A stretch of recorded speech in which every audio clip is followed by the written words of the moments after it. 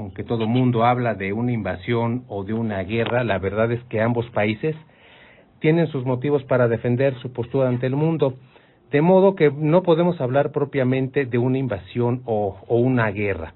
Aunque hace un par de semanas los presidentes de Rusia y Estados Unidos sostuvieron una llamada telefónica para comenzar negociaciones para la paz, y en esa plática no fue incluido el presidente Zelensky, y aunque no se ha llegado a un acuerdo concreto, ya existen indicios de un buen acercamiento para platicar del tema.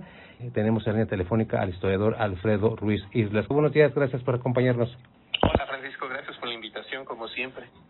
Gracias a ti, Alfredo. Pues ya 3 años de este conflicto que tenemos 2 años de tratar contigo. Hemos propuesto, hemos anticipado, pronosticado, pues, soluciones, alternativas, o incluso hemos platicado de un escenario incierto, pero hace un par de semanas, como lo comentaba en la introducción, pues ya hubo un acercamiento entre los presidentes de Estados Unidos y Rusia. Quedó fuera Zelensky, ya nos vas a platicar ahí por qué esta situación. Y quiero preguntarte, Alfredo, precisamente en este marco, ¿cuál es la situación del conflicto de Rusia-Ucrania a 3 años de su inicio?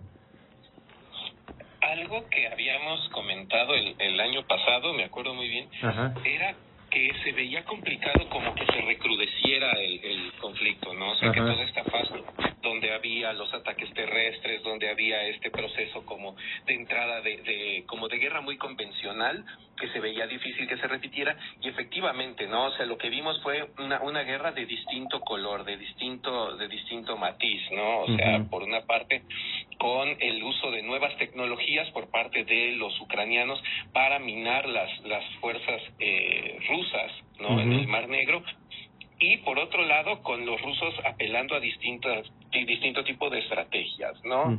Entonces, me parece que lo que tenemos ahora es una cosa que también lo habíamos comentado y que tiene que ver mucho con cuáles son las capacidades comunicativas de los sujetos que están interviniendo en el conflicto.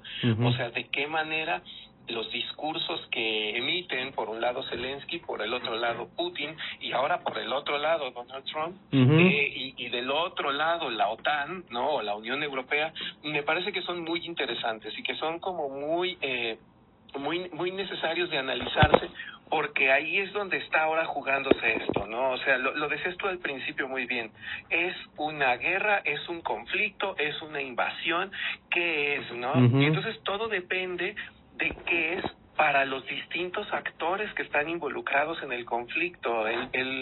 Me parece a mí que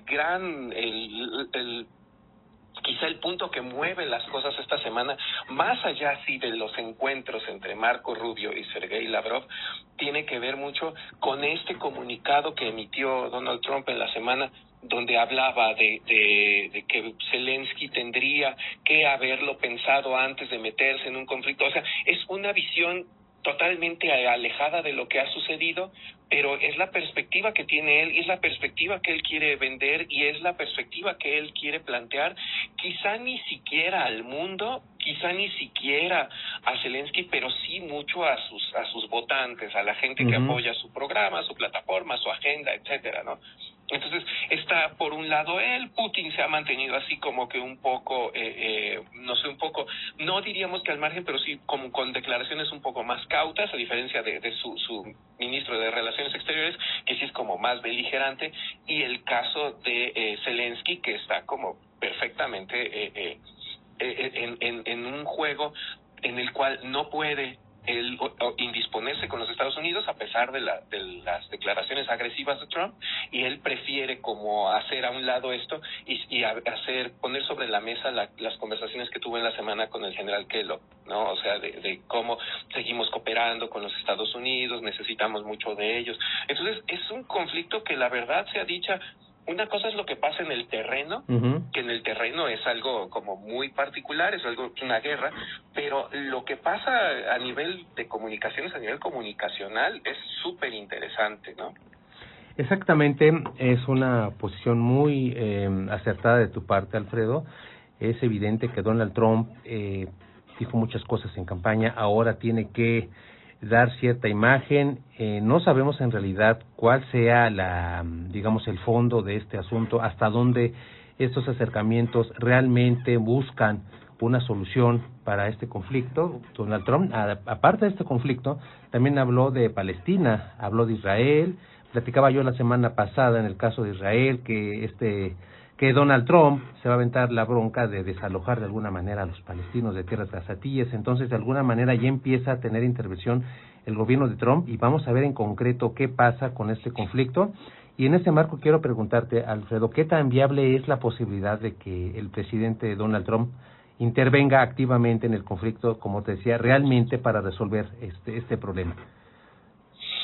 Él en campaña dijo cosas como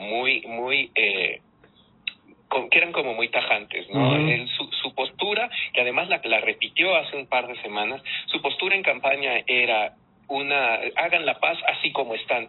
Y los ucranianos dijeron no, porque así como están implica que perdamos entre un 12 y un 20% de nuestro territorio, uh-huh, cosa que es inaceptable. O sea, nosotros no vamos a dejar que estos se salgan con la suya. Uh-huh. No, lo volvió a decir después cuando dijo esto de, bueno, los rusos perdieron muchos hombres, han peleado valientemente, merecen quedarse con la tierra en la que están. Y otra vez los ucranianos le dijeron que no, hombre, que no, por ahí no va. Y otra vez, en la semana, la postura de Trump es esa, o sea, tiene Zelensky que sentarse a negociar porque si no se va a quedar sin un país. Y apelando mucho al estilo al que es aficionado Trump, ¿no? O sea, dando unas cifras que son auténticamente los otros datos, ¿no? O sea, unas cifras que no tienen nada que ver con la realidad, esto de lo apoya solo el 4%, es impopular, uh-huh, es un dictador, la comunidad internacional no lo quiere. Lo que hizo fue activar en la semana refrescarle la memoria a todo mundo y hacer que todo mundo sacara estadísticas y que los líderes europeos hablaran de Zelensky en unos términos en los que no lo habían hecho antes. O sea, si bien es cierto que todos así lo tenían como en muy alta estima, esta semana todo mundo, y además de distintos colores, los de izquierda, los de centro, los de derecha, dijeron, ese señor es un héroe, ese señor es un héroe de guerra, es el señor que está soportando la agresión del otro, que sí es un tirano, un dictador, bla, bla, bla. Entonces, ahí me parece que las posibilidades de Trump de hacer algo eficientemente se ven muy mermadas, porque además estas conversaciones de las que tú hablabas, estas conversaciones en las que él va, o manda a su gente a negociar con los rusos, en el primer parangón que apareció ahí, la primera comparación que apareció, todo el mundo dijo, esto es Múnich 1938. Uh-huh. Y Múnich 1938 es la antesala del gran conflicto y, uh-huh, además es un pacto de canallas en el que unos tipos destruyeron un país, o sea, destruyeron Checoslovaquia sin la intervención de los checoslovacos. Entonces, eso no se puede permitir. Entonces, a mí me parece que aunque le ponen mucho entusiasmo y hablan mucho y les gusta mucho de cada uno en su estilo, ¿no? A decir qué es lo que está sucediendo, porque además tienen estilos muy distintos. O sea, Trump tiene su estilo, J.D. Vance tiene su estilo, Marco Rubio tiene su estilo. A pesar de todo, las declaraciones de los europeos, la cumbre que hubo de líderes europeos en la semana y las declaraciones de Zelensky son muy, muy claras. O sea, aquí no puede haber nada si no se sientan ahí los ucranianos a la mesa. Trump les dice, llevan sentados todo este tiempo y no han hecho nada. Y ellos dicen, pero es que no podemos, o sea, no me puedes obligar a sentarme nada más a decir que sí, y no me puedes obligar a sentarme a firmar un papel que tú redactes. O sea, uh-huh, por ahí no va. Entonces, creo yo que la capacidad de gestión de Trump, que es su forma de negociar, o sea, Trump tiene una manera de negociar que es muy eficaz, aunque sea como muy poco ortodoxa y muy poco ética, porque es el clásico sujeto que te apalea y después de que te apalea te dice, platiquemos, ¿qué es lo que quieres hacer? Entonces, en este caso ya vio que no funcionó, o sea, nadie se dejó, y en Europa están muy, muy en el papel de no dejarse, pero e incluso está ahí sobre la mesa qué va a pasar con la OTAN, si la OTAN es funcional, si no es funcional, si va a seguir existiendo, si los estadounidenses van a darles apoyo. O sea, es una cosa ahora muy complicada, pero yo lo que pensaría es que en este momento Trump no tiene él por sí mismo la capacidad de sentar a negociar a nadie. O sea, él va a negociar algo con Putin y los ucranianos le van a decir gracias, pero no gracias. Uh-huh. Exactamente, Alfredo, es una comparación muy acertada. Esto es como Múnich 1938, sabemos lo que pasó en aquel entonces, el resultado gravísimo de una negociación entre dos países aparentemente amigos. Ahora más o menos pudiéramos decir lo mismo. ¿Cómo cerrar un pacto con uno de los involucrados fuera de negociación? Creo que eso es algo muy importante. Zelensky dijo en su momento, es que a mí no se me tomó en cuenta y es importante porque yo soy parte del conflicto, porque yo soy el afectado, yo soy la víctima y nada puede ser válido si yo no tengo opinión en esa mesa de negociación. Así que quiero preguntarte, Alfredo, ya para complementar de manera muy concreta, ¿cuál es entonces la verdadera posición de Ucrania en este conflicto, tomando en cuenta, como te decía, la exclusión de su presidente en las primeras pláticas de negociación entre Trump y Putin? Yo lo que creo es que Ucrania va a seguir peleando por sentarse a negociar y en la negociación recuperar su territorio.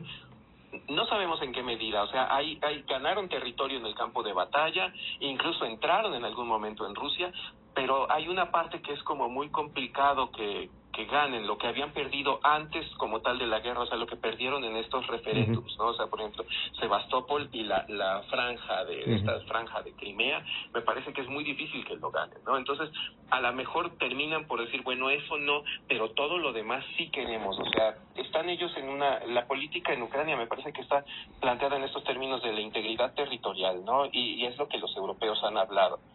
Dependerá mucho, eso sí, de las elecciones que se vengan en Alemania y de quién gane en Alemania, porque lo que ahora está en el aire es si Alemania va a seguir formando parte de la Unión Europea y cómo va Alemania a estar en estos acuerdos si gana AfD. Exactamente.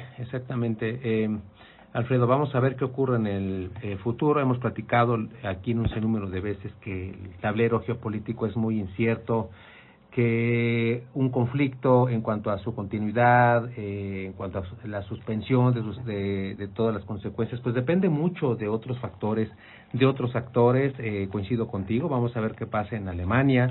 Es un socio importante de Estados Unidos, es el centro de Europa, es parte de las grandes potencias de Europa Occidental y es muy importante también el papel que vaya a jugar Alemania en este conflicto. Bueno, pues te dejo, Alfredo, a ver si platicamos en otra ocasión de los resultados de las elecciones en el país germano y hacemos un análisis completo de ese tema, ¿te parece? Claro que sí, encantado. Gracias, Alfredo, te mando un abrazo. Buen fin de semana. Gracias a ti, que estés muy bien.